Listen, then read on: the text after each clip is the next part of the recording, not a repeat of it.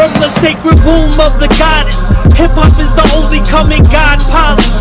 The return of the naked summon God's knowledge. Resurrected in the wake of nothing God honored.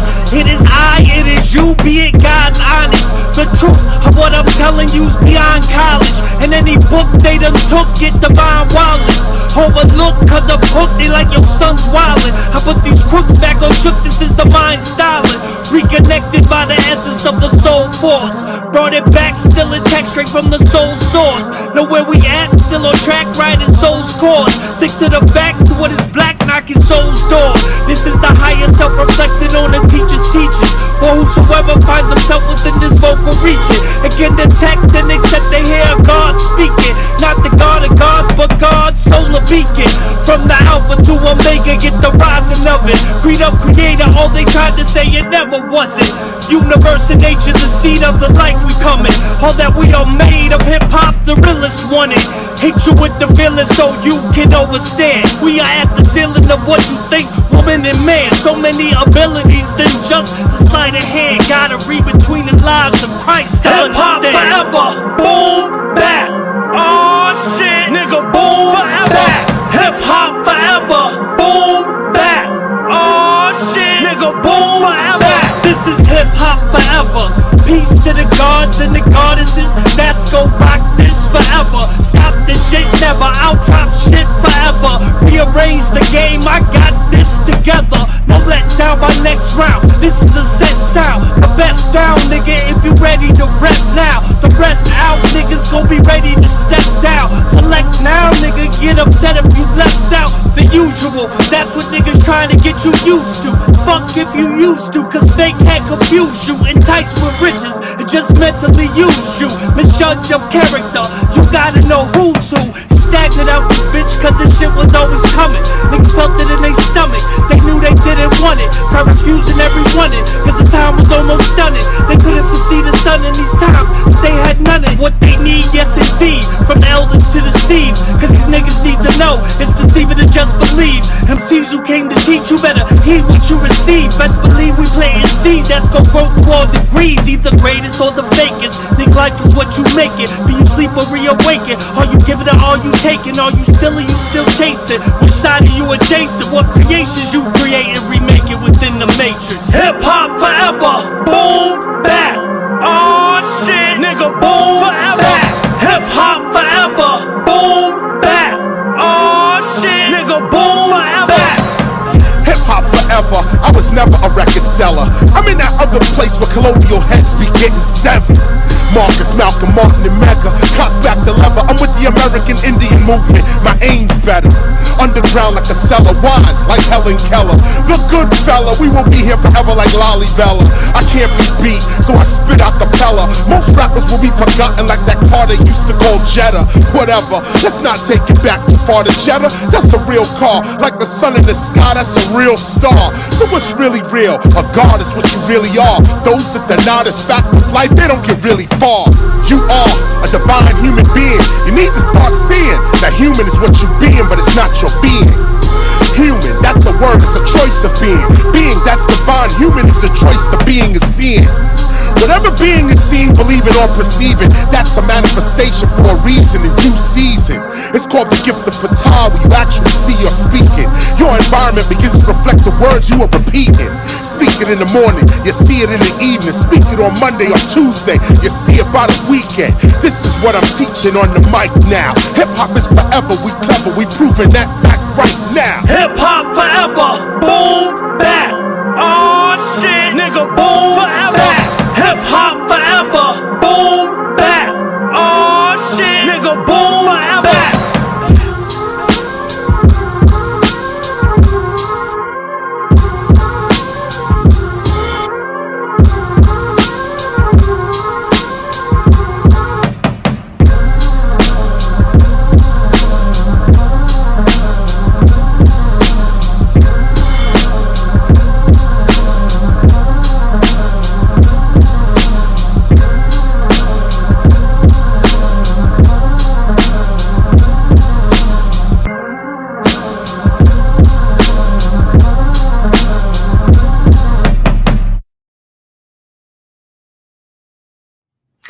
Welcome to the Temple of Hip Hop. I am KRS-ONE.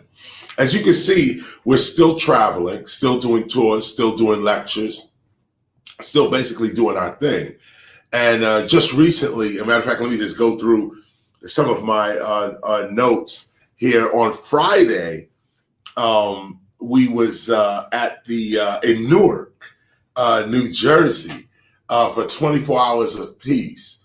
What a phenomenal concert that was. I got on about 12 o'clock at night, right after Jadakiss. Seeing Jada up there ripping it down, that was amazing. Shout out to Beanie Siegel. Shout out to Freeway. Shout out to Hakeem Green. Channel Live, of course, for throwing the whole thing on. Big up to Ross Baraka, Mayor Ross Baraka, and everybody, the whole mayoral staff at Newark, New Jersey. Newark stand up, and this is what it was. I had a wonderful time here. Food was phenomenal. Seafood joints, Jamaican joints, soul food joints. Crazy. Newark is on the rise, and I'm here as a witness to attest to that. So that was Friday, and it was just, it's still bubbling within me actually right now. So Saturday, we also took a meeting with Leroy McCarthy. I think his last name is Leroy McCarthy. Took a meeting with Leroy McCarthy. And by the way, Son One is here with me as well. Shout out to Minister G. Simone. Big up to everyone on the call itself. I'm just starting to talk as more people come in. I usually give the highlights of the week, what's going on and why, as just before we start this lesson. But and shout out to Ministers in the room. Big up to Pascal as well. And so I say this to say that on Saturday, yesterday, we had a great meeting, an informative meeting with a gentleman named Leroy McCarthy and a few of his associates as well. And we got together to talk about SR 331, which is the Senate resolution declaring hip hop, or declaring August Hip Hop Recognition Month and August 11th Hip Hop Celebration Day. So you recognize the month of hip hop, the month of August as Hip Hop Month, Hip Hop Recognition Month, and the day, August 11th, as Hip Hop Celebration Day. So we're talking about this legislation. It's already been put on the books. Some senators got together, some governors, that's not governors, senators and Congress people got together, arguing amongst themselves about the origin of hip hop, doing more for hip hop, recognizing hip hop, all of this type of stuff. And it culminated into a Senate resolution 331, which declares hip hop all types of stuff. And so the Temple of Hip Hop, being that this is our work, and the Senate knows that, and so does everyone else, we were asked to also participate in the writing and putting forward promotion even of the document, the interpretation of the document. So that was yesterday's meeting, and I'll tell you more about that as the meetings go down the line. But one thing we did come out of that meeting with was that we're going to do our ceremony, our public ceremony, in November. We're going to plan a date in November to do the public ceremony for SR 331. I was going to do something immediately. I was going to leave the temple, and we were going to do something immediately before I left New York or whatever.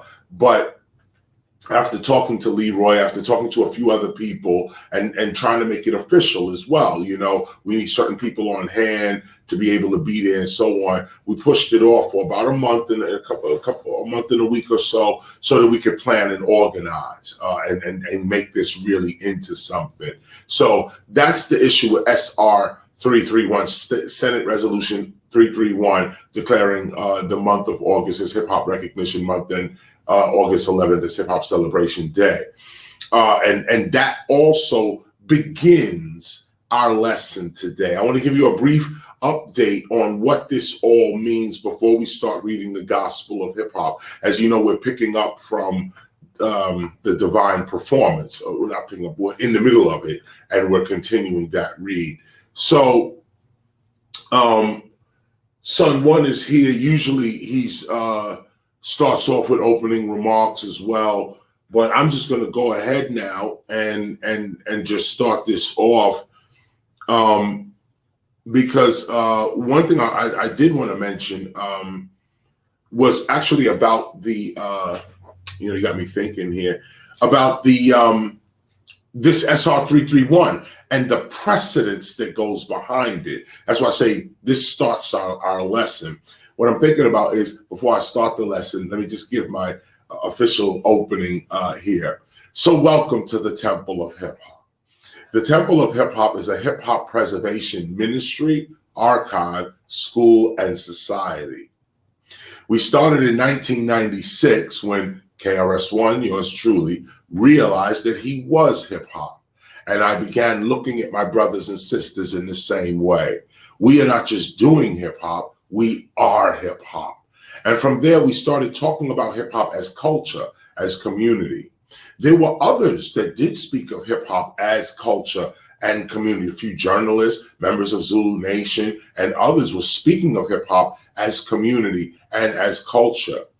But it was our organization, the Temple of Hip Hop, that actually went ahead and did the work and spent the money and brought everyone together above the arguing and so on to make hip hop a legitimate culture. And that's what we want to talk about a little bit today, because in order to understand SR331, you got to understand the work that has been done to go into that, the precedents, the history of that. And it's deeper than you actually think. That's why I'm giving this right now, sort of an update on the knowledge itself, on this particular brand of knowledge itself. Now, behind me here, you see a screen. And there's our Temple of Hip Hop logo up on the screen. I'm going to show you a few things. Now, I don't know if you guys can really see what I'm going to be showing, but it's not necessary that you see the words. We'll be able to show you that later on when the Temple of Hip Hop puts its exhibit together. We have, we're talking about an online exhibit. We're talking about a physical, actual exhibit. When we do our thing in November, whenever the ceremony is that we actually do in November, we'll have an exhibit there as well, so on. So, and of course, the Universal Hip Hop Museum. We're going to see if we can't rekindle our relationship with the Universal Hip Hop Museum. I was originally the educational director of the museum before it was called the Universal Hip Hop Museum. It was just the Hip Hop Museum, and I did groundbreaking foundational work toward the museum to get it up and started. We since then broke off because of ideological differences. But then most recently, I had a conversation with Rocky, and we're going to see if we can't come back together and see what we can do. So there it is, the Universal Hip Hop Museum as well. Shout out to Ann Carley as well on that. So behind me here, you have the Temple of Hip Hop's logo. And just before I push the logo to the side, what I want you to see here are the stars. There are 9 stars behind our B-boy and B-girl. And remember, this woman here is this person's mother. So it's a mother and son situation we're looking at here. But mother is the B-girl and the son is the B-boy. In that sense, at least this is how the Temple of Hip Hop looks at this. They're standing upon 4 pillars. Standing upon 4 steps, which is health, love, awareness, and wealth. They're standing upon the H law. Right here is victory over the streets, and we are surrounded by rose hips and barley hops. Whenever we are explaining hip hop in the botany world, in the world of plants and so on, you notice governments do this all of the time, and there's a deeper meaning to it, how you align yourself with nature and with the universe.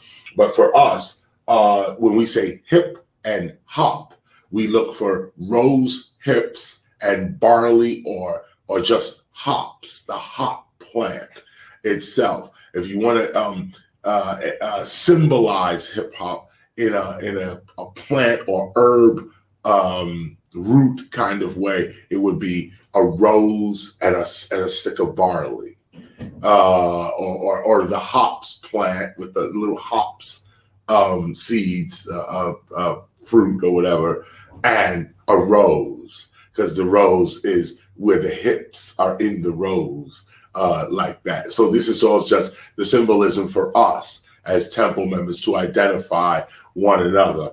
Barley hips, rose hops, standing upon 4 steps, health, love, awareness, and wealth. Our goal is victory over the streets. That's what we teach. The whole point to this teaching is that you have victory over the streets, the obstacles and traps of the streets.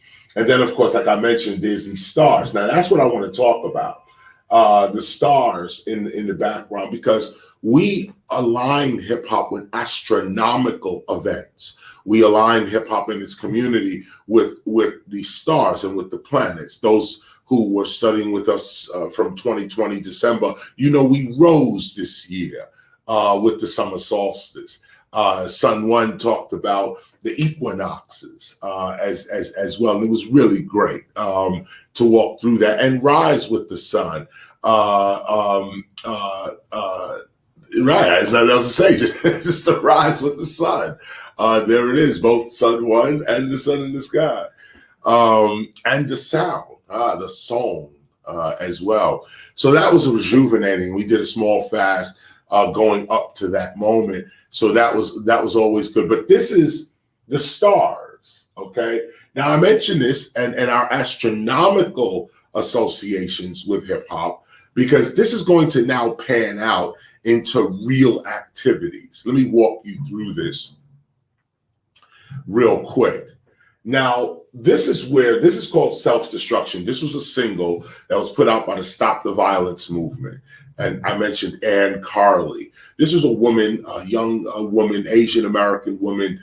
She was the head of A&R for Jive Records, the label that I and other major hip hop artists were on, and other artists, period, gospel artists, R&B, so on. But on the hip hop side, there was Tribe Called Quest, there was Jazzy Jeff and the Fresh Prince, there was Houdini, Too Short, the Skinny Boys, and a whole host of other people, Kumo D, so on, all on one label, Jive Records. So this little woman, Ann Carly, comes to me and says, "You wrote a record called Stop the Violence." Yes, I did. It was a big hit in the hood, big street record.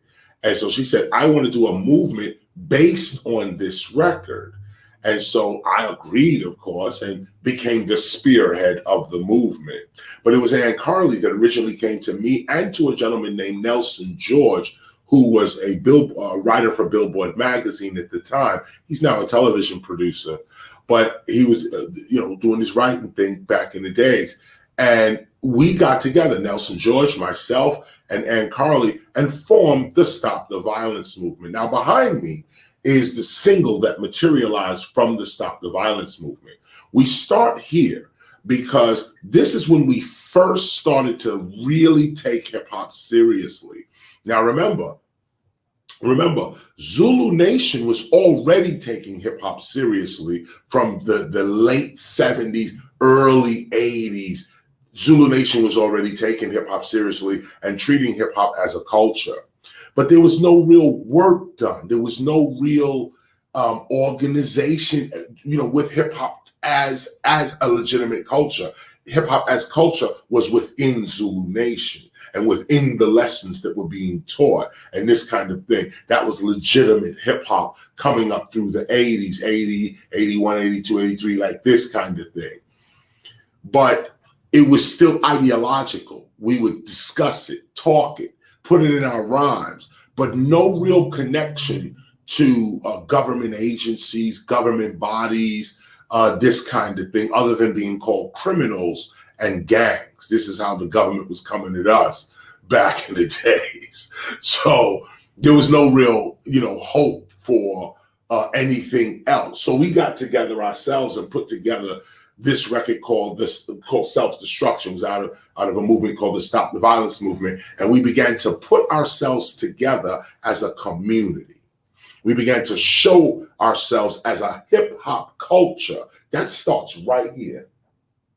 right here with this record. This is the first public appearance of hip hop in a unified way to make one statement: stop the violence. Moving on, the West Coast felt left out, and of course they were not, but the West Coast was left out of the record because it was all East Coast artists on the record. So the West Coast got together and formed All in the Same Gang, which I sanctioned and was also part of. This All in the Same Gang record from 1990 featured a whole host of, I'm just looking at Young MC, Digital Underground, rest in peace, Shock G, NWA, rest in peace, Eazy-E, here's Ice-T, here's MC Hammer. I mean, these were huge acts in the 80s, coming up to the early 90s. You notice here it's 1991. Let me take you back. Notice here Self-Destruction is 1989. Okay, 1990 is Same Gang. Sorry about that. 1990. You know, Tone Loc. At the time, Tone Loc was one of the he was the biggest selling rap artist in music history. 10 million singles for Wild Thing. Wild Thing, Wild Thing. Woo, he did his thing with that one. And so all of these guys got together, Above the Law, King T, Michelle A, everybody got together and they did the West Coast version of Stop the Violence, addressing their issues, which was gang violence. And they got down on this. Record is dope too, by the way. So between the Stop the Violence movement and then All in the Same Gang, which was an extension of that movement, I went to California and met with Maxine Waters, Congresswoman Maxine Waters, who eventually would give me the key to the city too, the key to Compton, back in these days as well, for stopping violence and my work in the community and all of that. But the point was that the West Coast realized as well, hip hop is bigger than a music genre. We could change society with this, and we need to start looking at ourselves and taking more responsibility for how we act. West Coast gang members started taking off the rag, throwing down or combining rags, red with blue, essays with this one and that one, and it was wonderful. Excuse me. Excuse me. Wow. All right, over here with you. We just ate, and my stomach, when the gas is happening, it affects my my nostrils in that way. So anyway, that's my excuse. Okay, sorry for the sneeze. Yeah, I guess I am blessed as well. No, God loves you. Oh, God loves you. Easy. So as I was saying, so I'm telling you the story, the precedence behind this. All in the Same Gang. This was the follow-up to Self-Destruction and our collective move to show that hip-hop is organized and self-governing. That was the issue. Sure, we put the messages out of stopping violence, gang warfare, all this type of stuff, and gangs came together, took the rag off, united with each other. Shout out to Stan Tookie Williams, and rest in peace, who during this time also denounced gang violence and tried to get as much as his brothers and sisters as he could out of that life.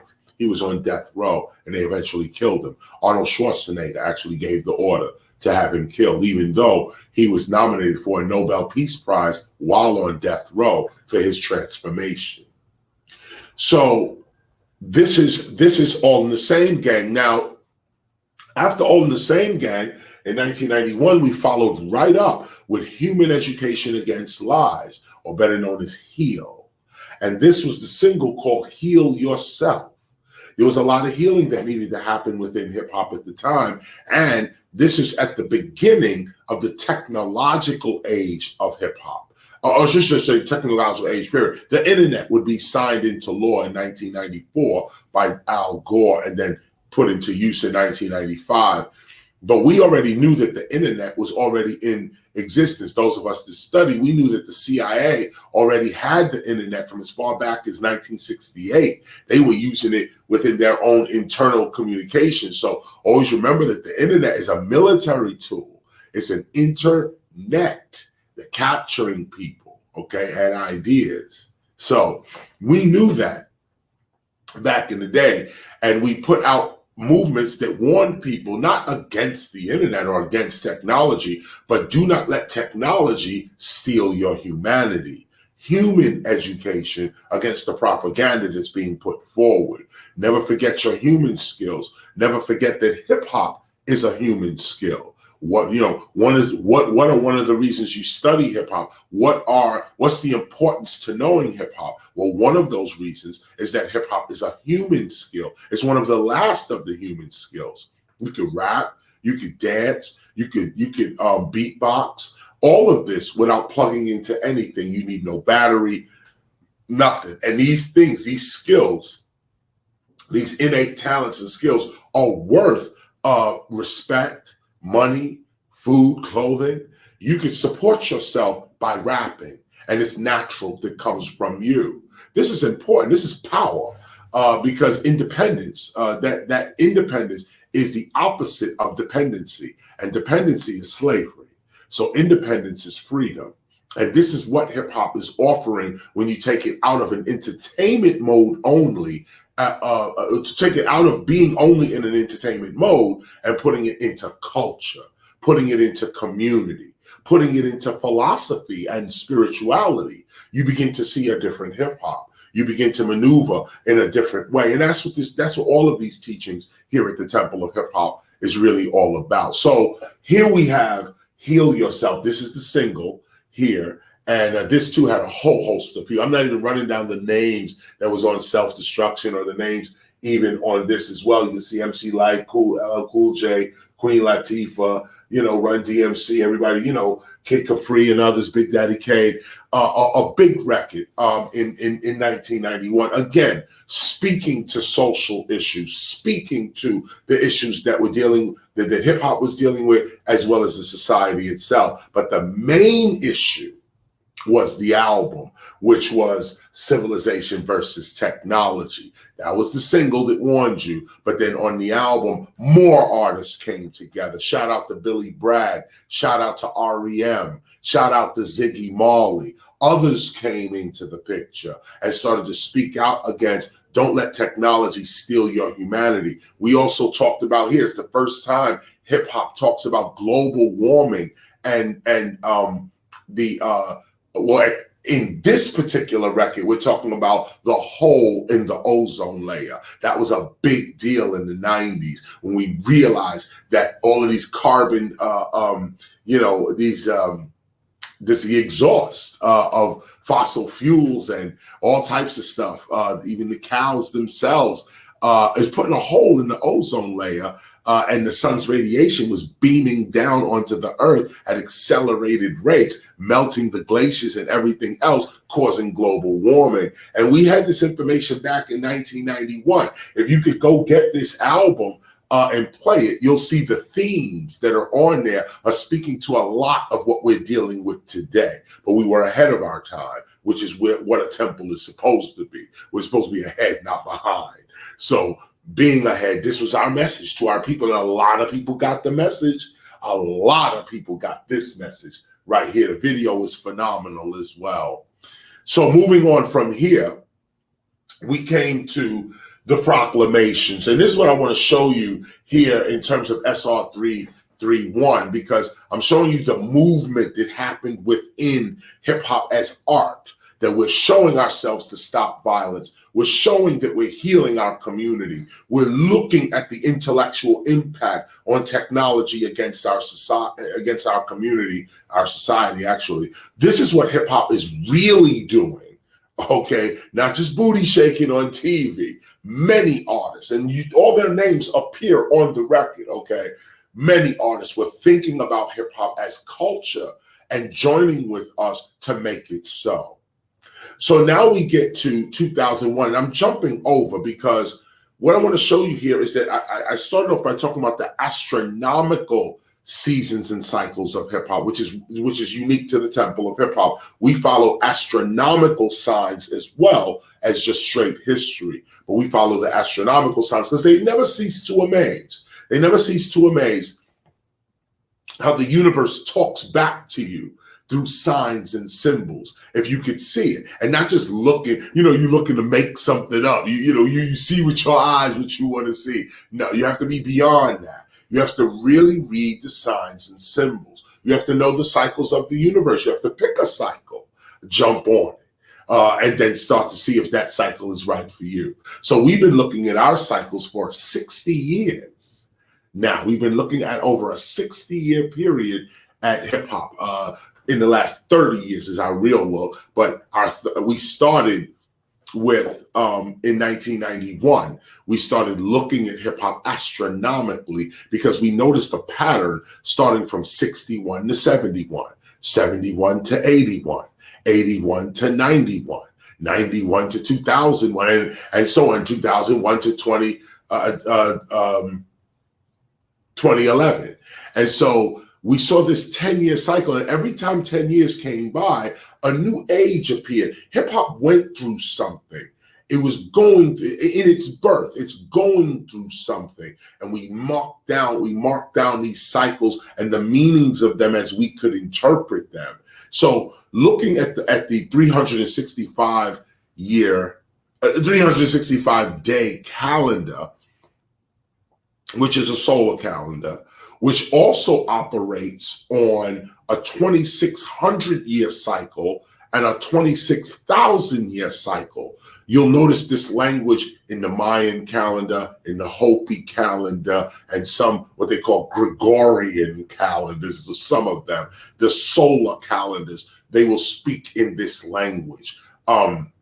365, 12 months out of the year, dice in those 12 up. We get our summer solstice, our winter solstice. We get the equinoxes in between. This is the dice up of the whole year. It's the dice up of the whole year. Now, most people have been indoctrinated into the Christian interpretation of the cycles. These cycles are universal. There's going to be 365 point something days, regardless as to whether any religion exists or not. It's just what's happening is that these religions, who are also scientists too, are marking the sky, and they're saying, right, this is the season, this is what's going on. Let us match our community to what is actually going on in nature and the universe. And this is an old technique in building civilizations and building cities and establishing certain days and this kind of thing. You got to watch the moon.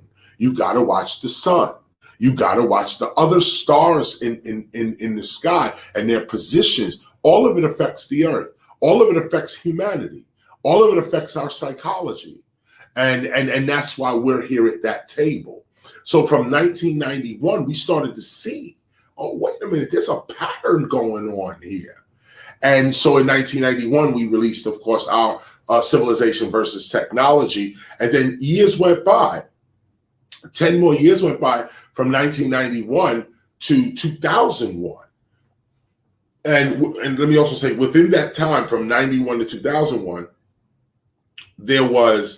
we established Hip Hop Appreciation Week in 1998.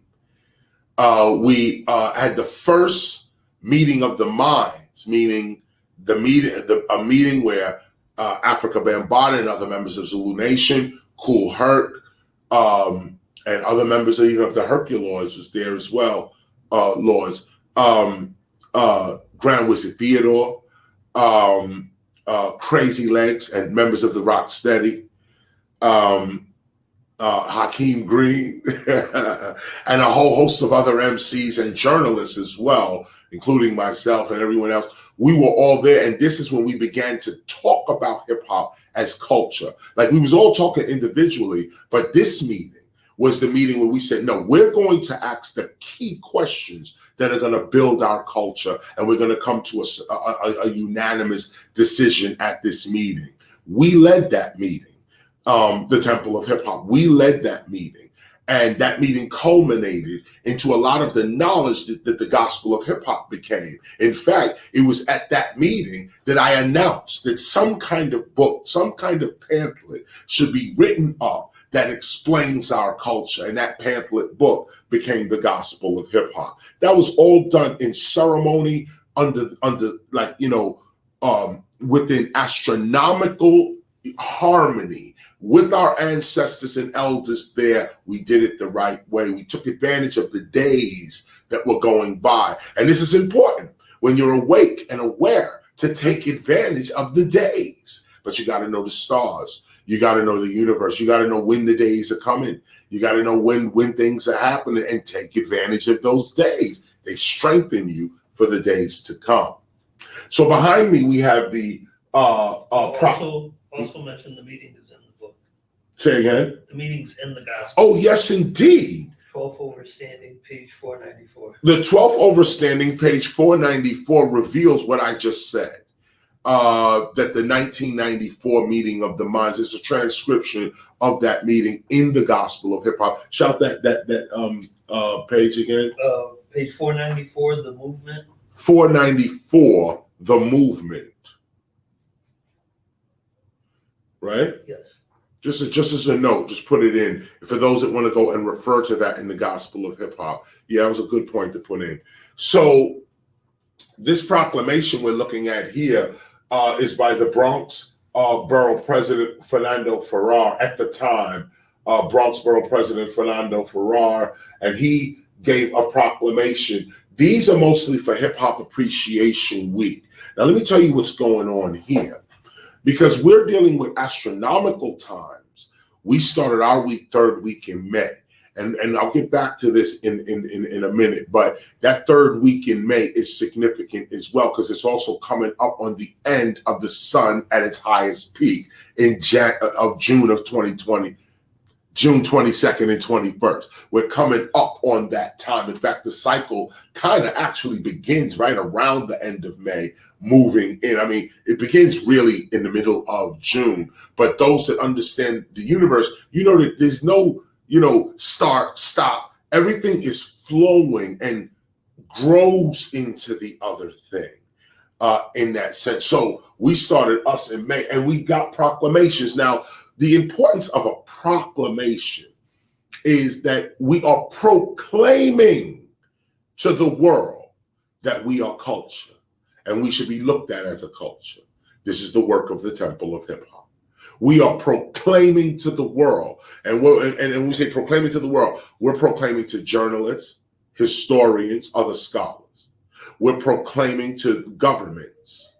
We're proclaiming to church organizations, synagogues, religious institutions, mosques, so on, temples. We're proclaiming our existence to them as well. Educational institutions, colleges, schools, public and private schools, so on. We're proclaiming our existence to them. This is the first act that must be done, is your proclamation, your shouting of your existence.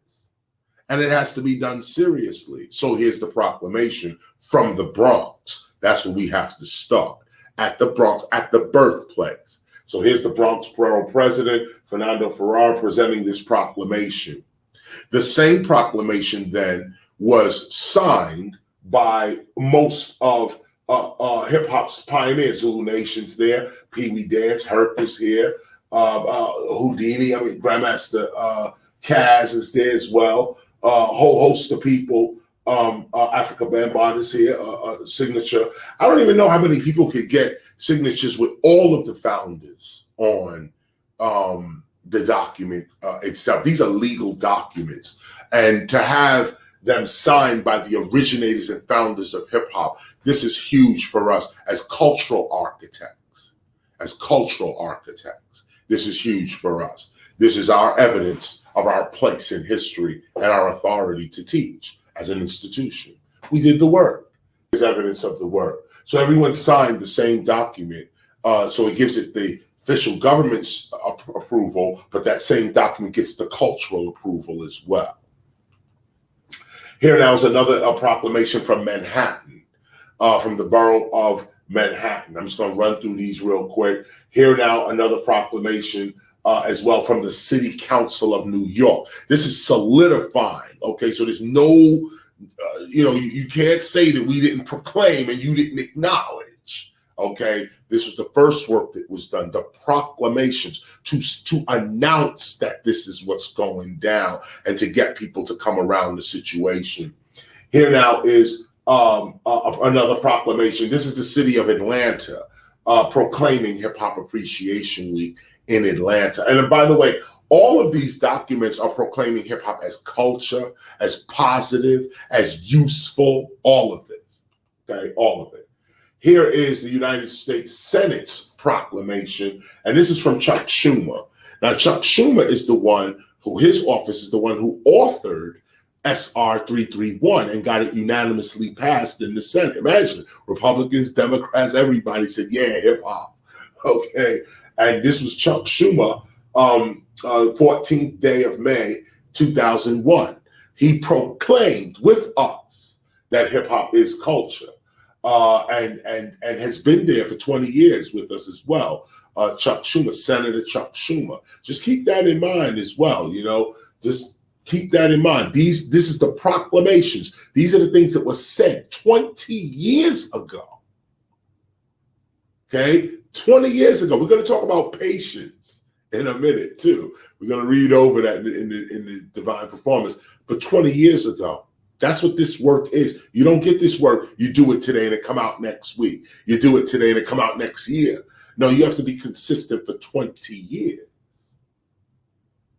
So here we are 20 years ago with our proclamations. Now, that proclamation or those proclamations were then taken to the United Nations. And here you have the Hip Hop Declaration of Peace. On the screen here, 18 principles based on what hip hop said it wanted for itself. This is over all the notes taken, all the meeting of the minds. I forgot to mention the Boston College and Yale and the Harvard Hip Hop Archive, and all of that happened on our watch within this 10-year period from 91 to 2001. We were there. For Stanford as well. We were there. And we're doing the work. This is not about bragging. This is not about grandizing. This is scholarship. And if you're not talking to the original source, you're not really getting the scholarship. So when it comes to hip hop, and when it comes to hip hop on a scholarly level, there's only one institution that you could really come to for that. And I say that respectfully. It's the Temple of Hip Hop. It's the Temple of Hip Hop, because we're going to discuss everybody's knowledge. And we're going to synthesize it and bring it together into a cohesive heritage that can be passed on to our children. That's the point. So what you see here is the Hip Hop Declaration of Peace, and it has everyone's view in it. This is not KRS's view, or just Herc's view, or just BAM's view, or somebody else's view.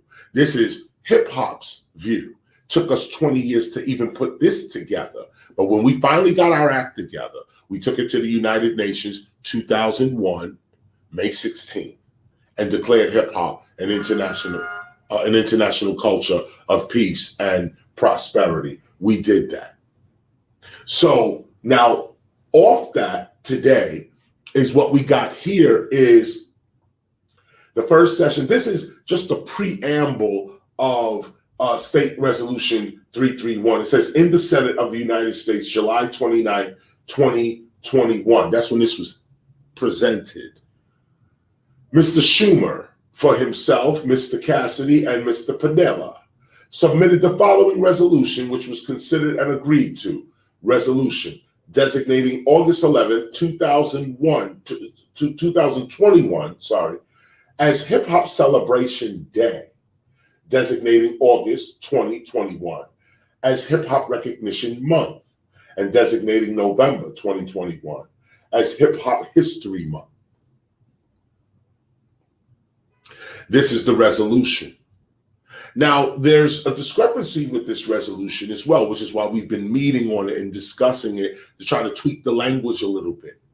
Because if you notice, it says this part down here, designating August 11th, 2021 as Hip Hop Celebration Day. When you are designating something a day that is to be annually recognized, the word annual should be in here somewhere. In addition to that, you don't codify it with the year that you're making this happen, because what this basically says is that August 11th, 2021 and the month of August in 2021 is the only time that hip hop is being recognized in the month or celebrated as a day. Because you put, August 11, 2021, that is Hip Hop Celebration Day, and Hip Hop Recognition Month is in August. November 2021 is Hip Hop History Month, and the month of August is. I'm just reading fast, but you see basically what I'm saying is that you wouldn't have put the years there, and there's a lot of little typos within this actual law, this resolution. It's on the books. There's actually a lot of little typos because they didn't consult the hip hop cultural specialists that would have pointed all of this out to them. In that sense, this was just rushed along. And you can see the frustration. Sometimes you hear politicians say, they just rushed the bill through and nobody got a chance to say it. Well, hip hop just went through that as well, where something was rushed through and we didn't get a chance to see it. But you'll see that, and this is just one point that I'm pointing out, because we as scholars here have to be able to pick these documents apart and interpret them correctly for our people, for hip hop, the culture, hip hop, the community.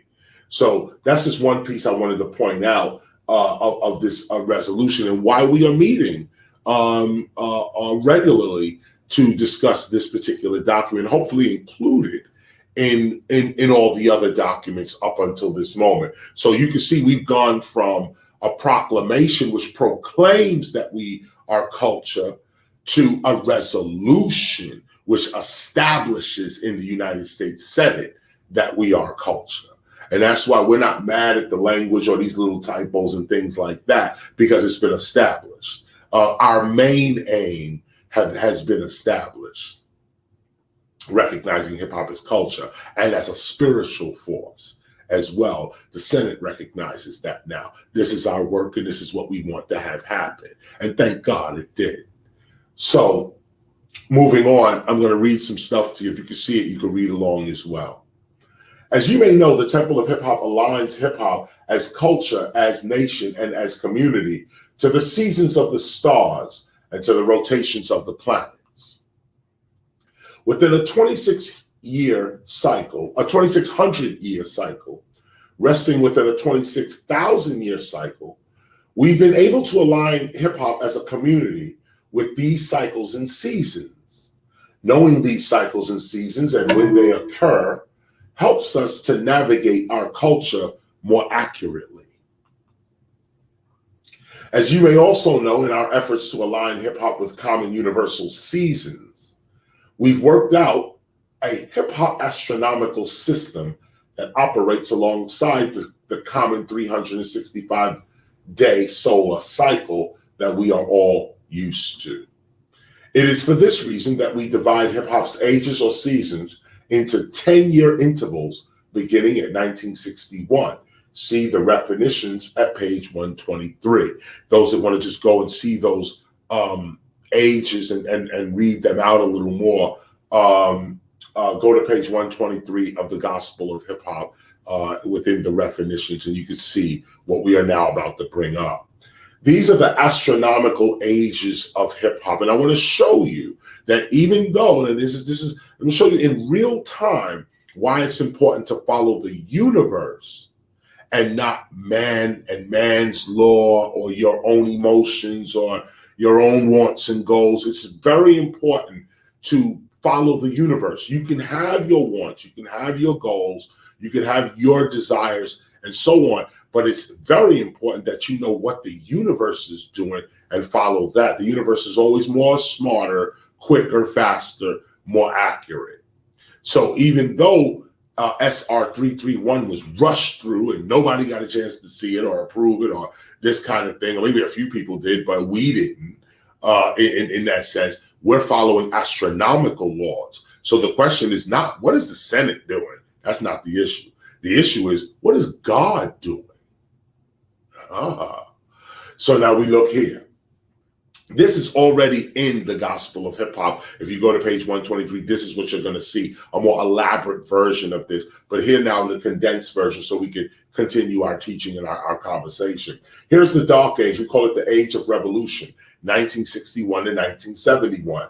That's followed up by the Light Age, the Age of Light, 1971 to 1981. You could even call that the Age of Awareness, 1971 to 81.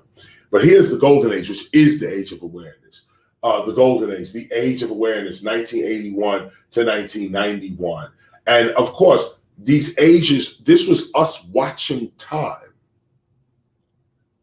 We're watching every 10 years what goes on with our community. What are we up against? What happened to us over a 10-year period? And we're looking at this in 60-year cycles.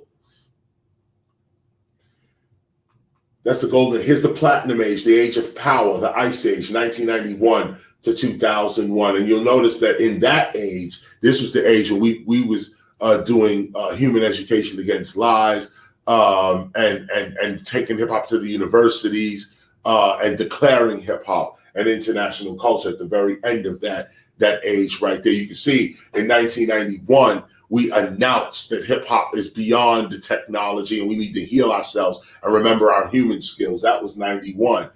10 years later, it's 2001, and we're declaring hip hop an international culture at the United Nations. So look at the progression here. Look at the precedents and history that's happening here. We organize ourselves.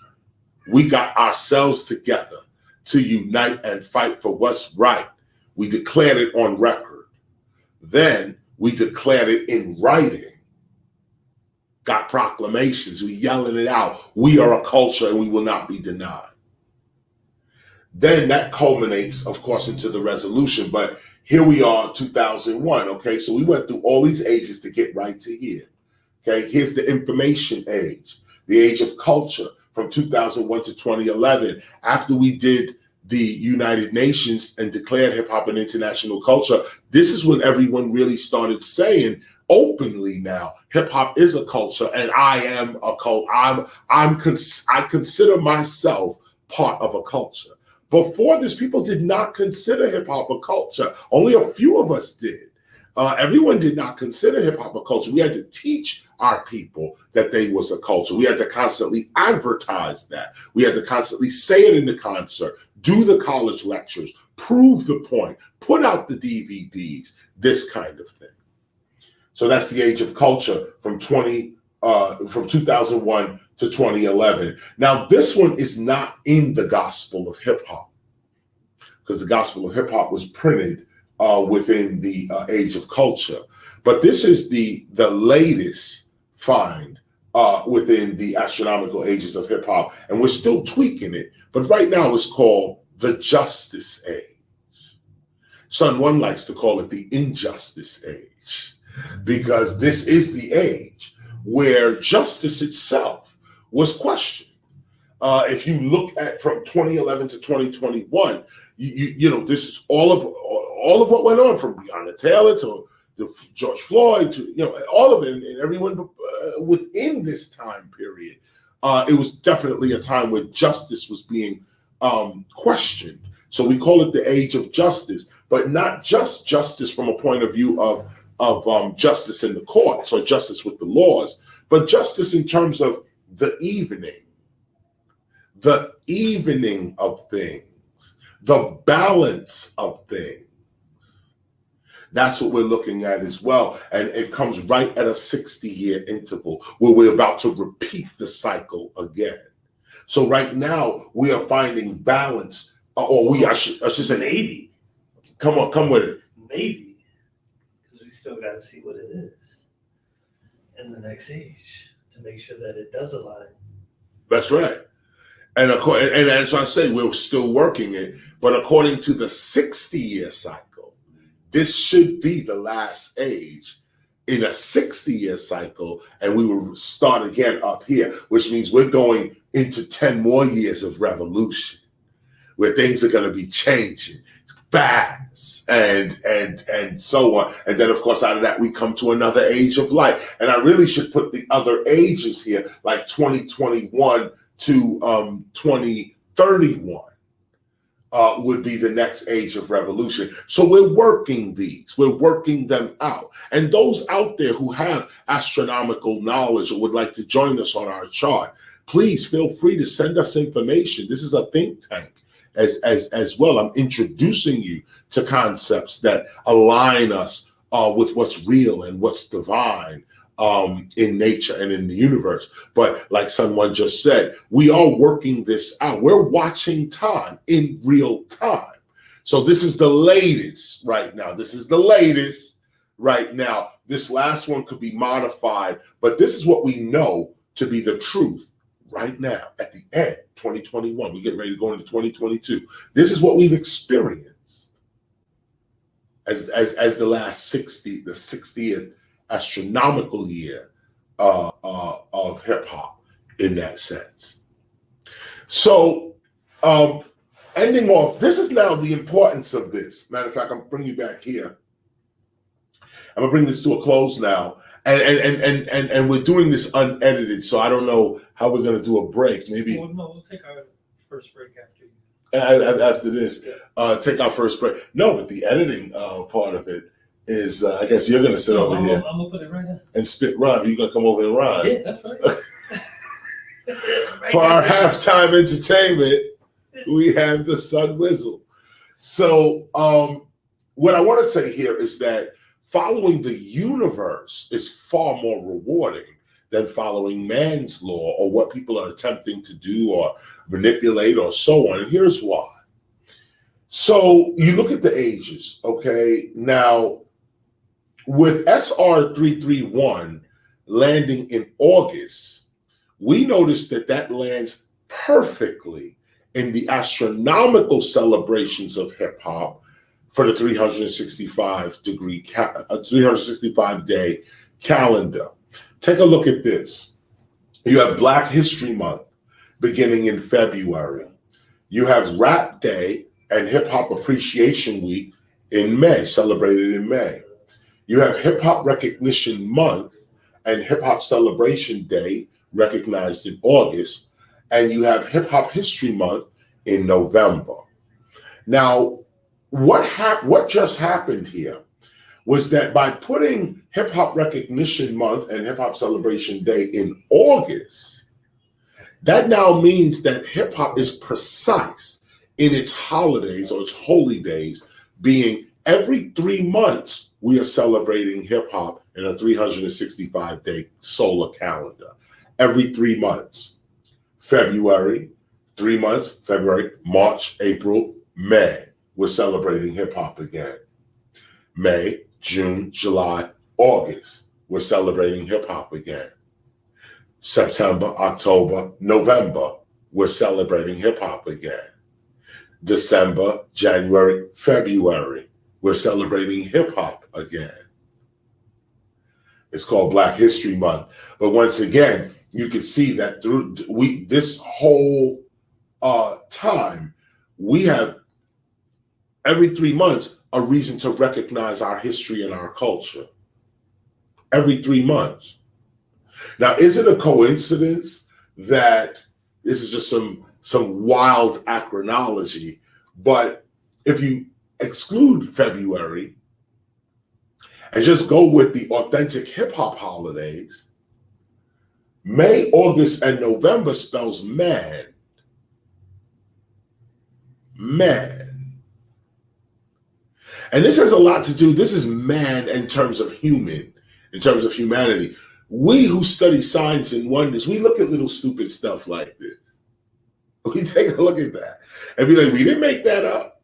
This is what we are reading, the results of our astronomical work, our observations. We're reading the observations. So from an acronology point of view, shout out to G. Simone, M-A-N, May, August, and November is just man. And this is what this is all about too, raising your adulthood. Man meaning man and woman, of course. Man meaning human. Raises your adulthood, raises your maturity. To celebrate or recognize hip hop every 3 months means you are hip hop. It's part of your regular lifestyle. And to celebrate it in these ways connects you to the culture in a real way. In a real way. So this is what we wanted to point out to you as well as we take our first break now. And when we come back, we'll go to our reading for today. But this is what we want to point out, the precedence behind SR 331, the importance of the document, the importance of our work as a temple, and our alignment and unification with celestial seasons and cycles, and why that is important. Okay, I am KRS-ONE. This is the Temple of Hip Hop. Let us take our first break. I'm gonna grab something to drink.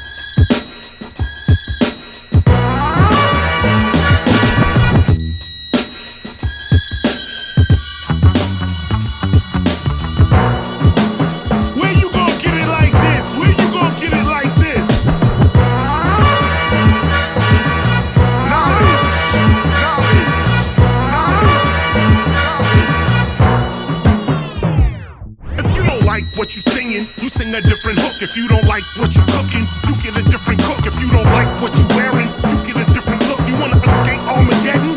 Read a different book. When knowledge is right there, we don't even look. December 2012 got this whole world shook. But look, the last days for others are the first days for us. The question to ask is who can you trust? Respect to all that 2012 stuff, but when you really study it as fear, it don't apply to us. Yo, Hollywood lies to us all day. The question is, what does your culture say? Where's your culture at? Who's your prophet? What history guides your spiritual logic? It starts with a story, then it's hypnotic. Then any myth that comes along, you just adopt it. And why? Because your culture, you forgot it. December 2012, let's continue this topic. Turn the page. The present world age began 3114 BC. According to the Mayan calendar, this age concludes December 21st, 2012 AD. This 5,125-year cycle of time is one world age. Nothing changes overnight. It's all a process of transition. It happens over many days. In the Mayan calculation, a kin is one day. The Mayan all, that's 20 days. The tune is 360 days. The cartoon is 7,200 days. The buck tune is 144,000 days. And they applied that to the Milky Way. In the cycles, they saw the sun moving across the Milky Way's equator, lining up with other galactic neighbors. We've been shifting for 30 years, it seems, from 1980 to about 2016. The shift is now, it's occurring now. But if you're learning from the movies, you won't know how to survive or stay alive after the storm. Cause after that, a new world order is born. Oh, you don't know, man, about they programs? You still watching Lindsay? You don't see that low hand? Let's go, man, the flood is coming. Don't be scared, get prepared, keep your motor running. Rock with me. Higher level. Higher level. Higher level. Higher level. Higher level. Higher level. Yep, it's all mass control. Here's the philosophy. Cortez knew about the Aztec prophecy. Before he invaded their society, he studied their cultural psychology. He knew they had armor, guns, and speed, so he arrived in the Aztec year of Juan Reed. That's the year Quetzalcoatl was prophesied to return from exile. In fact, Cortez played out the Aztec myth and took away those people's will to resist. Cortez played on religious beliefs and blinded the Aztecs cause he was a thief. Look, the Yucatan, that's a Mayan book of cycles. It lets the Mayans know when the gods are gonna strike you. In fact, every 13 cartoons you see, the Mayans are visited with a catastrophe. So every 200 or 56 or 7 years, the Mayan people live with this fear. So on the island of Tyasor, now Flores, the Spanish came on with this knowledge. They knew, according to the Mayan heavens, that the next cycle was 1697. So as the Mayans stood there fixed on the heavens, the Spanish showed up with all of their weapons. March 13th, 1697, the Mayan people learned learned a terrible lesson. Your fears and tears are used against you, cause 80% of world control is mental. But back to the Mayans and getting some more. 257 years after Tyre saw a US-backed coup overthrows their democracy in 1954. That's exactly 257 years from when the Spaniards arrived at their shores. I'm getting to the core of the lesson. Let's see what happens in 2211. That's the next cycle the people remember. Like 2012 to 21st of December. The consciousness may shift, you may turn the light, but you are the universe, you're gonna be alright. The pole may shift, your soul may lift the higher consciousness, but you know all this. The edutainment style will persist. Forget the fear, it's knowledge that runs all this. Higher level. Higher level. Mad Lion, we going up. Yo, give him that track.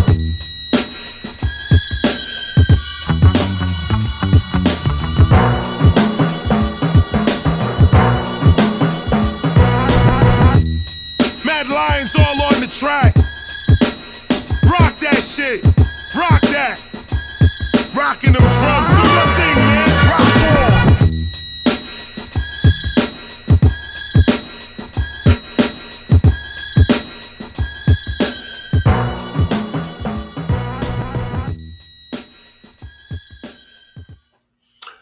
Welcome back to the Temple of Hip Hop. I am KRS-ONE, and as you can see, I'm in a different setting right now. We changed our setting. The lighting is a little different, and so there it is. But of course, this is the continuation. We took our break. We came back. We're back now, and this is again the Temple of Hip Hop. I am KRS-ONE. So what we're doing now is grab your gospel of hip hop. This the gospel of hip hop. And go ahead and turn to page 161 of the Gospel of Hip Hop. Yes, we are reading from page 161. We are continuing our reading of the Divine Performance. The Divine Performance we started a few weeks ago. And the Divine Performance talks about the conduct of the hip hopper.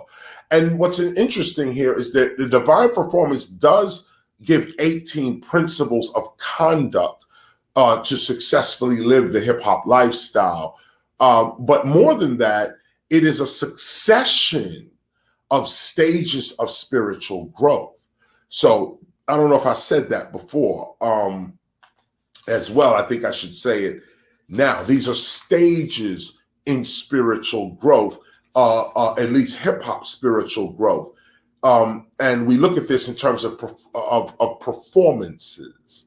So we have performed God, and we went over that. We had performed listening. We went over that. Performed study. We went over that.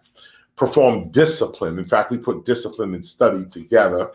Performed discipline. These are, and notice the levels. Each one is to be dealt with over your lifetime, and hopefully, achieved even levels of discipline, levels of listening, levels of divinity and godship, your study. This is where we begin you on the Divine Performance. You'll notice that words like listening, study, what your God force is, these are among the first of the performances. So as we go down the line with these performances, we get to perform forgiveness. Now, the forgiveness section is now a little deeper. We assume that you have, at least have some comprehension of the more intellectual part of this. What is your God force? And notice how I'm putting that in the intellectual. What do you perceive? What is your God force? Are you listening? Do you study? What's your discipline?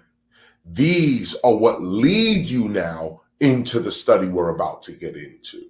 So I'm on page 161 of the Gospel of Hip Hop, and it goes like this. This is now principle 5, perform forgiveness.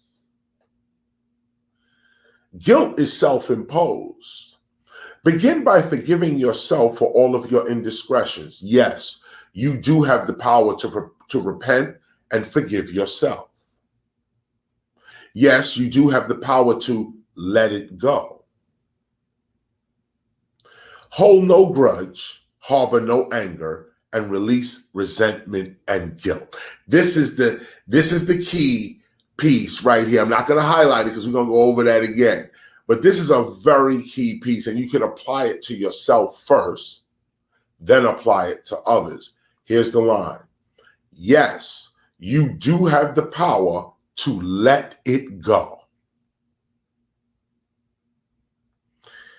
Hold no grudge, harbor no anger, and release resentment and guilt. These are the tough. People can say they're spiritual all day, but if you can't do this, what path are you really on? Seriously, take a look at it. Take a look. Hold no grudge, harbor no anger, release resentment and guilt. First, do it for yourself.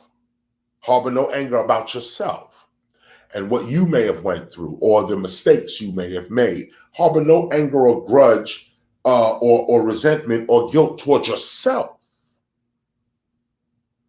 Then try not to have it for other people. This is tough. It's easier read than done, but this is tough. And this is the seriousness of the spirit, not just a whole lot of talk and even a whole lot of prayer and meditation. And these things are important, and we're going to get into that as well. But this is the beginning. This is how you put your foot on the path of light.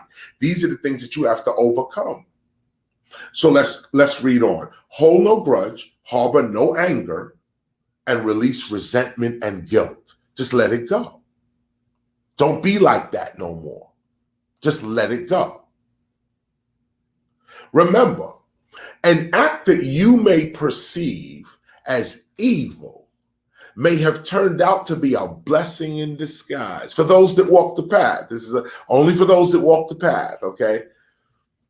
At the beginning of your spiritual studies, which is where we are right now, at the beginning of your spiritual studies, do not judge yourself and others. Only make observations and learn. Turn away from evil thinking and never return. Show love, not revenge. Be ready to forgive others by restoring some level of resolve into the relationship or back into the relationship. Forgive others just as you would want to be forgiven.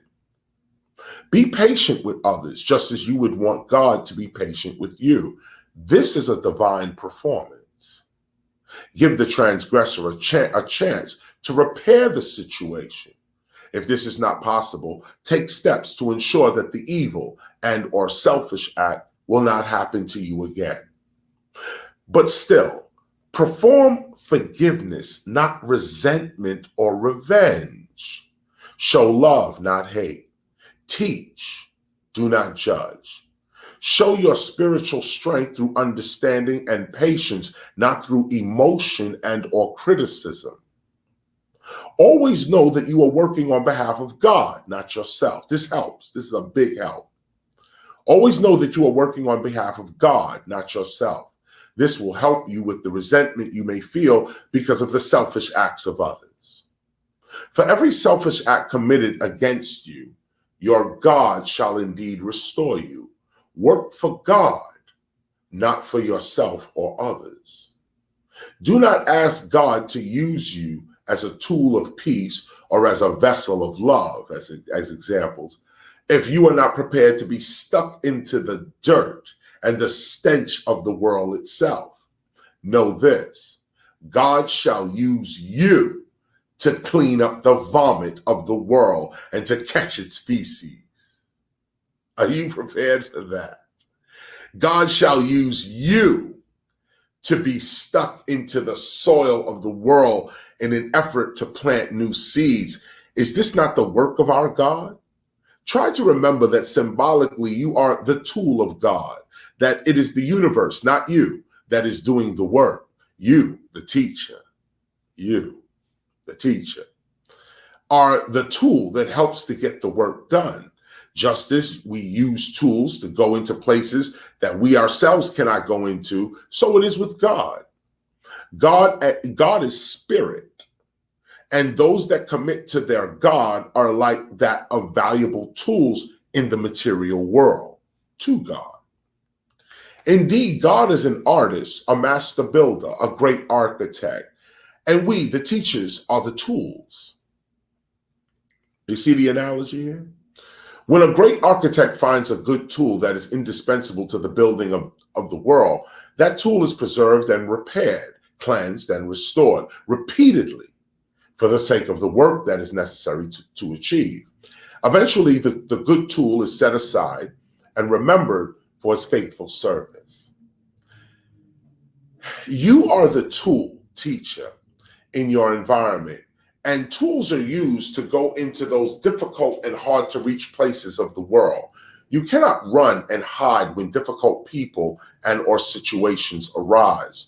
This is like a plunger that refuses to go into a stopped up toilet, or even a hammer that refuses to hit the nail into the wall. Now, number 9, we're going to highlight. Let's highlight number 9. Here you go. Teachers that refuse to teach difficult people in difficult places at difficult times are like broken tools. And if tools break where they cannot be restored, they are indeed thrown away. You are the representation of your God. Indeed, you may be the only hope in your environment. Highlight that whole piece.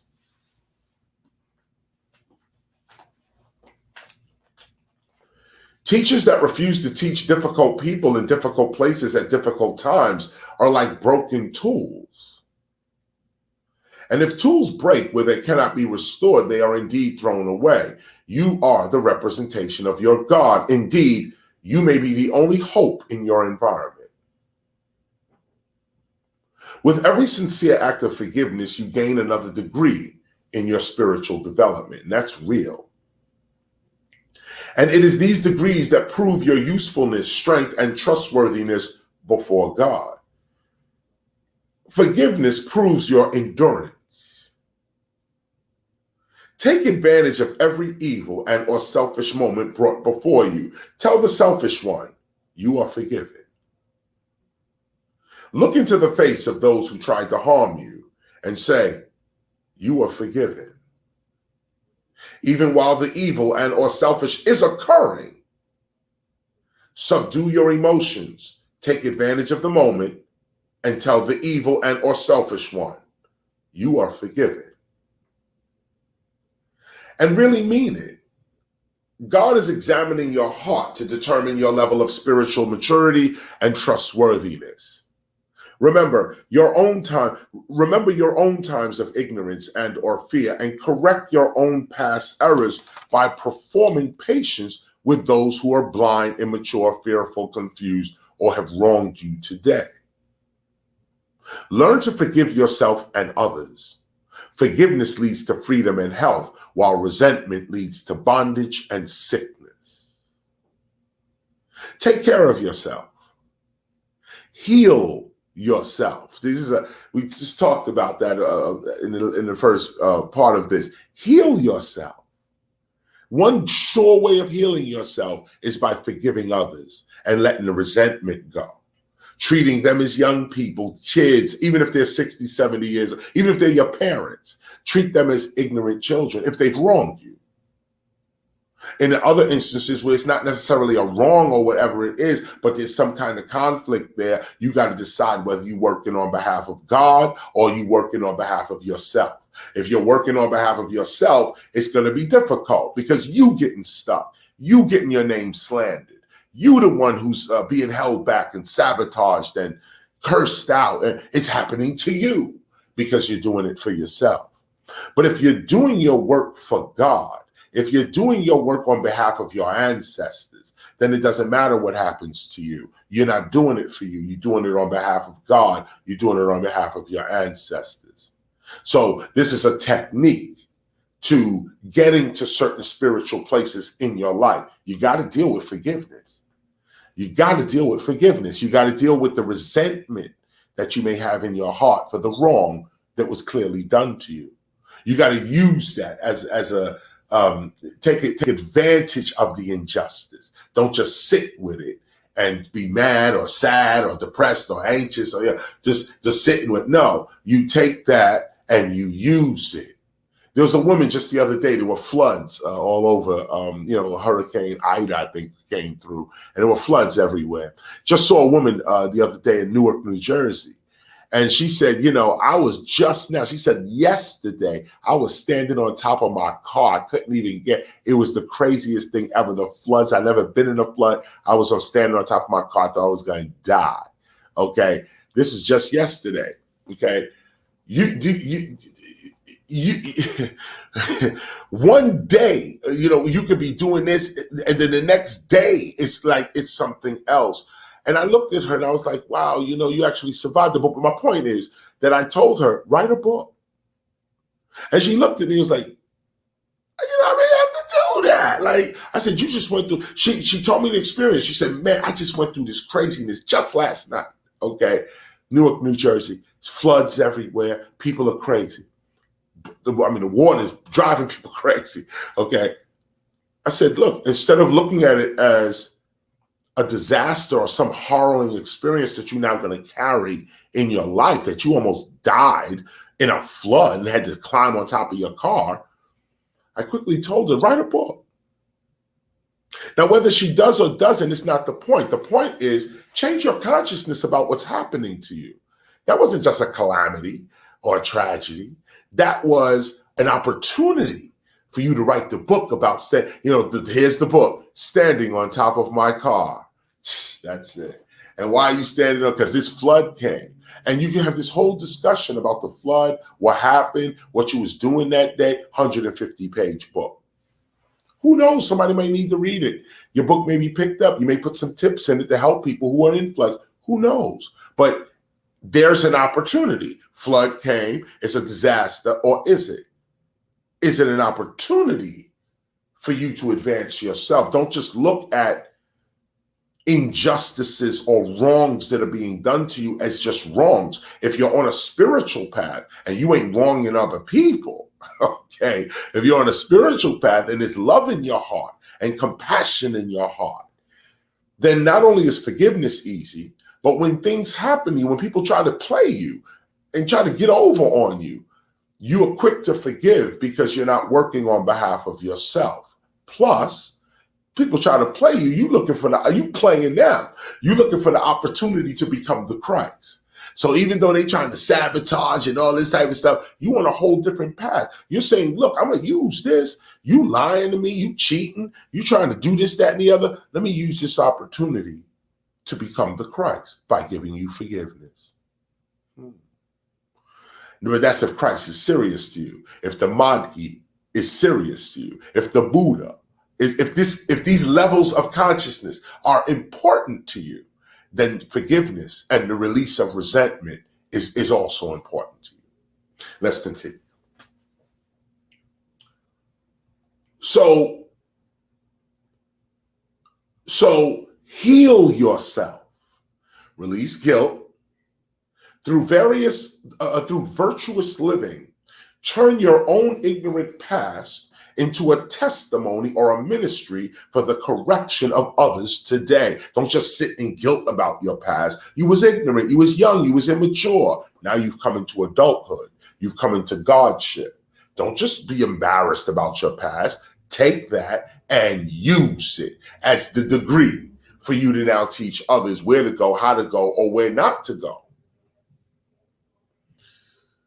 Use your corrected, let me finish this point. Turn your own ignorant past into a testimony or a ministry for the correction of others today. For no one can minister or teach upon a subject they themselves have no experience with. Instead of feeling guilty for your own past actions, use them as evidence of your wisdom and as evidence of your victory over the world's obstacles. Use your corrected failures as the textbook that you shall teach others from. Allow your corrected errors to qualify your wisdom to teach. And of course, this very gospel world is a product of this advice. This whole book, okay, is a product of failure, not success. Okay, failure after failure, mistake after mistake. But what do? We rose from it. We didn't wallow in, oh, I made a mistake. Oh, I got this wrong. Oh, I did it. No, that's not even scholarship or learning or development. You make mistakes so that you can learn. As long as you are continuing to learn, as long as you are moving forward, a mistake is only an opportunity to learn. Now, if you make a mistake and keep making the same mistake, meaning that you ain't moving forward, you made the mistake, you knew it was a mistake, next week you make the same mistake. Next week you make the same mistake. And you know that mistake, but you keep making the same mistake. That's a different thing, okay? But if you make a mistake, and you recognize, man, that was wrong. I made a mistake. I ain't doing that no more. That's not me, or I don't want that to be me. Then you stop it. It's over. Done, ended. You move on with your life. But you can keep the memory of that and say, man, when I was ignorant, this is how it felt. Man, when I got this happen to me, this is how it felt. Now somebody else comes along walking the same path. You have an emotional connection to the teaching now. I've been there, brother, sister. I've been there. I did that. That you don't want that. Or I've been there. You want that. Look at me. I'm benefiting from this. I just came from over there. You want this. But you can't say yay or nay if you haven't experienced anything. So don't look down on yourself. Don't judge yourself and judge yourself against other people's opinions of what morality is and ethics is and what's right and what's wrong and so on. Live your life. Live your life and learn from the experiences of your lived life. Let the immature thinking of others bounce off you like rain. Do not drink the immaturity of others by responding to their ignorance with more ignorance. In hostile situations, protect yourself first through immediate forgiveness.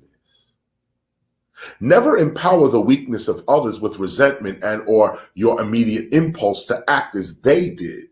Be the light in all situations. Once you have performed the act of forgiveness, you can believe that God is sure to follow up with justice. This is a divine performance. Work for God, not for self. For it is selfishness. For it is selflessness that gives strength to forgiveness. Again, it is selflessness that gives strength to forgiveness. No one can hurt or betray a self that doesn't exist. If you are hurting, it is most likely because you have accepted someone else's immaturity onto yourself. You have allowed the immaturity of others to change your godlike nature. Therefore, do not waste time on revengeful, resentful, or angry performances. For with your divine performance, God is sure to close the show. Only seek to help. Even in argument, only seek to correct the ignorance of others. That's it. Don't put your emotions into the argument. Just try to correct the ignorance. And if you can't, walk away. Never argue angrily or resentfully. Only teach. Mature hip-hoppers never argue just to prove their point. Such an argument is pointless. Instead, try to learn and truly understand the opposing view. That goes back to listening, okay? Show respect for the thinking of others and with a forgiving heart, remind them of their own ignorance for their own sake. Perform forgiveness. When a few concerts ago, I was at, I think it was Orchard Beach, where I said to the crowd there, I said, forgive two people. You know, most people, they say, you know, we're talking about unifying hip hop. And I was out there with the Universal Hip Hop Museum and, you know, a bunch of iconic hip hoppers, Melly Mel, Kumo D, we all out there. Everybody discussing the unity of hip hop and sincerely discussing the unity of hip hop, visions we have for hip hop. But the one thing I wanted to get across was that with all of our visions and theories and principles and ideas regarding hip hop, if we resent one another and cannot forgive one another, if we cannot understand the other person's point of view, you understand your own point of view, but can you develop the ability to understand an opposing point of view? Not just throw it away. Man, you ain't with me. You're against my view, so I'm against yours. That's immature. Just because somebody is against your view does not make their view wrong. The idea is to expand your intelligence to understand the other person's point of view. This will help with forgiveness. Expanded awareness. It helps with forgiveness because you're willing to enlarge yourself to include the view of the other person. Now, that don't mean you got to give up your view. What it means is that if you can enlarge yourself to have your view and also understand someone else's view that might be opposed to your view, if you can still understand it, you might be able to find an equilibrium between both views. You may be able to bring these views together as opposed to fighting against the other view, which is expending too much of your energy.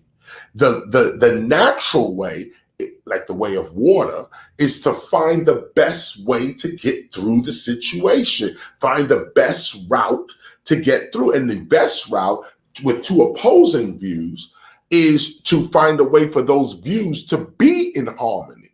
Find a way for these views to help one another.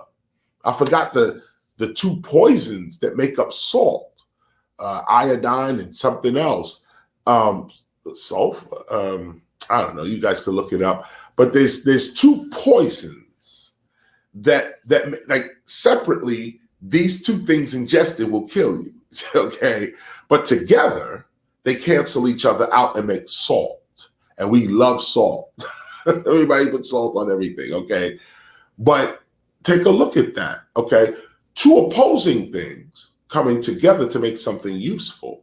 This is an expanded consciousness. And that's what forgiveness is all about. If you can't forgive, you stay with a small consciousness.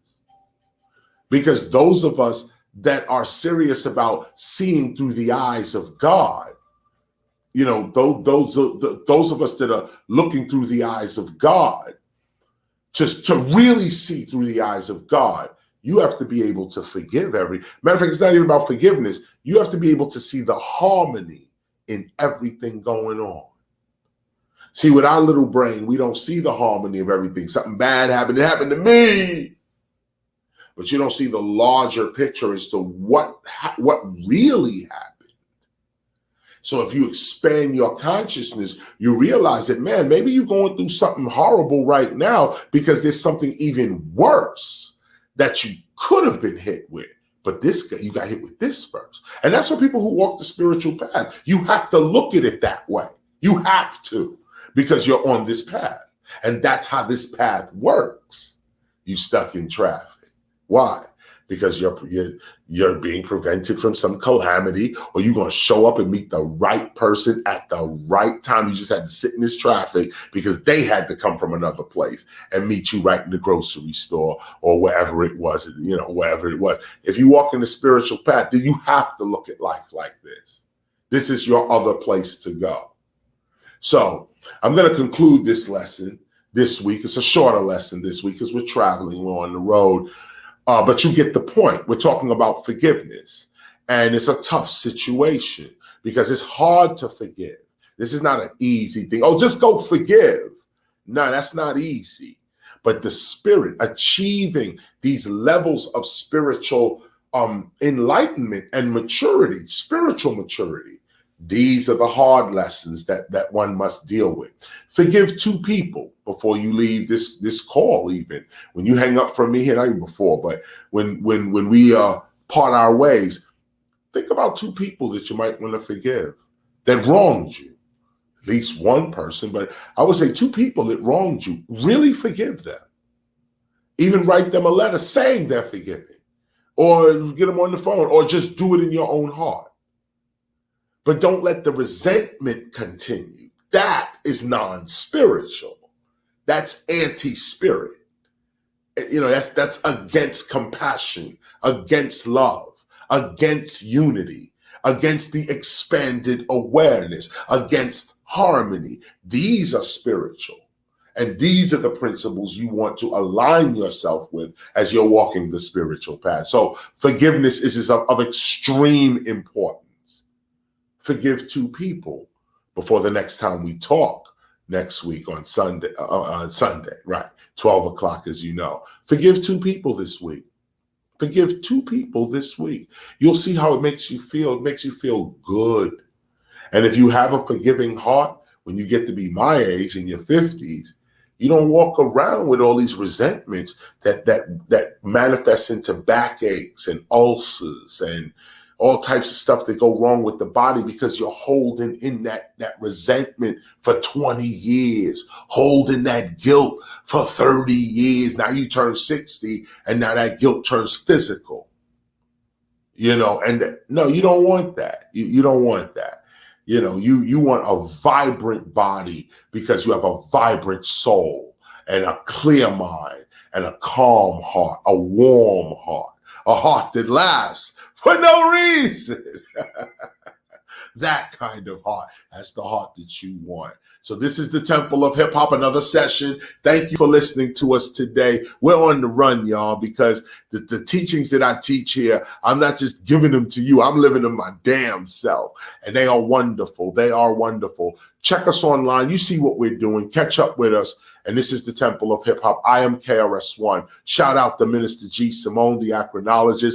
Big up to Minister Sun One. Zenaru, you know it's all about you. And this is how we live it. Big up to Lifted. Shout out to everybody. Now I'm going to go through the names. Big up to the whole Temple of Hip Hop. You know who you are. Those who are sincere about the mission. Rap is something we do. Hip hop is something we live. Till next week. Peace.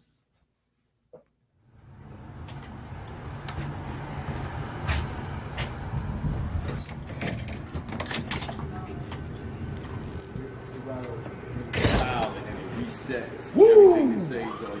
Here's what we doing. Check 1, 2. I like the way that sound. Word up, I like the way that sound. Hold up now, old school. Yes, yes, y'all. Rock, y'all. KRS, y'all. Kick Capri, y'all. Let's go, y'all. Block party, y'all. Woo! Forget the hype, here's the lesson. Hip-hop culture turned 47.